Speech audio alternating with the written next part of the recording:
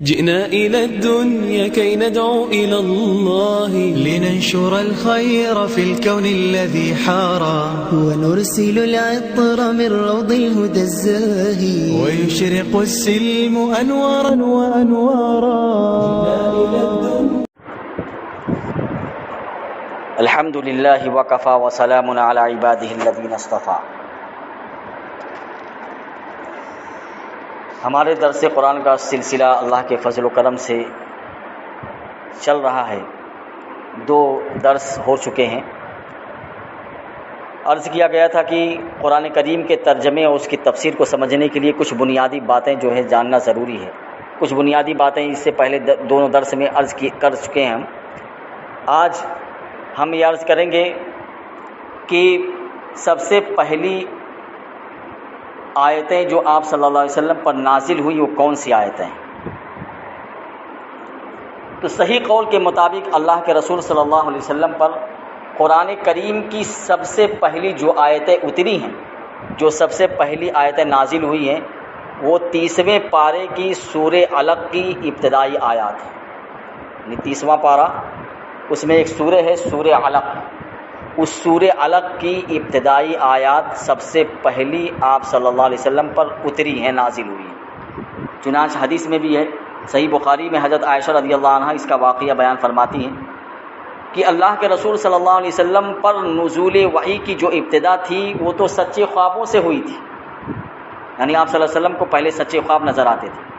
اس کے بعد فرماتی ہیں کہ اس کے بعد آپ کو تنہائی میں عبادت کرنے کا شوق پیدا ہوا. آپ صلی اللہ علیہ وسلم لوگوں سے الگ تھلگ ہو کر تنہائی میں بیٹھ کر اللہ کی عبادت کرتے تھے. اور اس تنہائی کے لیے آپ صلی اللہ علیہ وسلم نے غار حرا کو منتخب کیا. اس غار میں جا کر آپ صلی اللہ علیہ وسلم تنہا بیٹھ کر اللہ کی عبادت میں مشغول رہتے. اور اس غار حرا میں کئی راتیں آپ صلی اللہ علیہ وسلم گزار دیتے تھے اور عبادت میں مشغول رہتے تھے. وہ فرماتی ہیں کہ یہاں تک کہ ایک دن اسی غار میں آپ کے پاس اللہ تعالیٰ کی طرف سے ایک فرشتہ آیا اور اس نے سب سے پہلی بات جو آپ صلی اللہ علیہ وسلم سے کہی وہ یہ تھی کہ اقرا، یعنی پڑھو.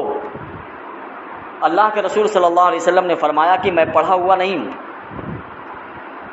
اس کے بعد خود اللہ کے رسول صلی اللہ علیہ وسلم بیان فرماتے ہیں کہ میرے اس جواب پر اس فرشتے نے مجھے پکڑا. یعنی جب فرشتے نے مجھ سے کہا کہ اقرا، پڑھو، تو میں نے اس کے جواب میں کہا کہ میں پڑھا ہوا نہیں ہوں.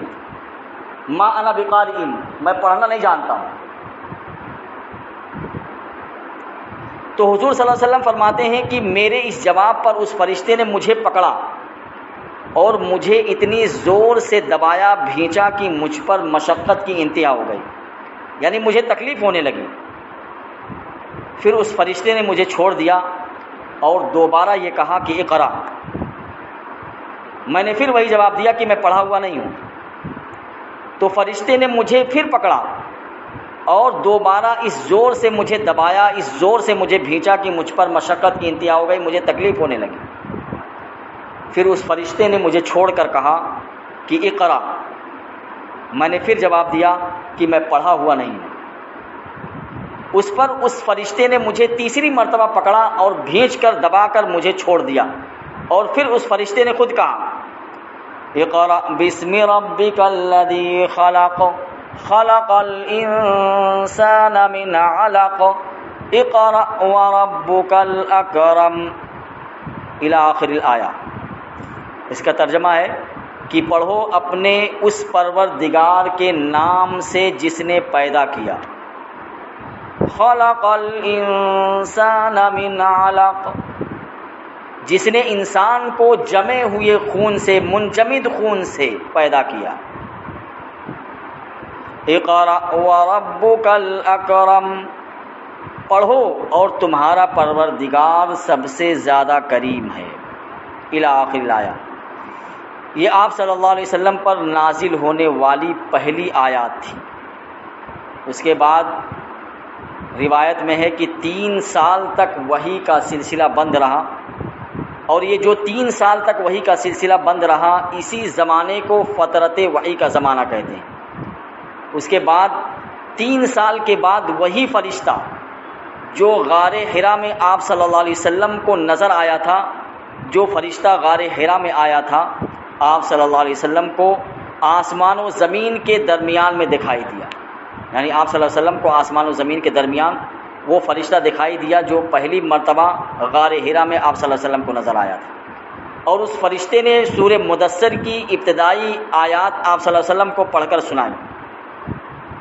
یعنی یا ایھا المدثر قم فانذر وربک فکبر، یہ ابتدائی آیات آپ صلی اللہ علیہ وسلم کو پڑھ کر اس فرشتے نے سنائی.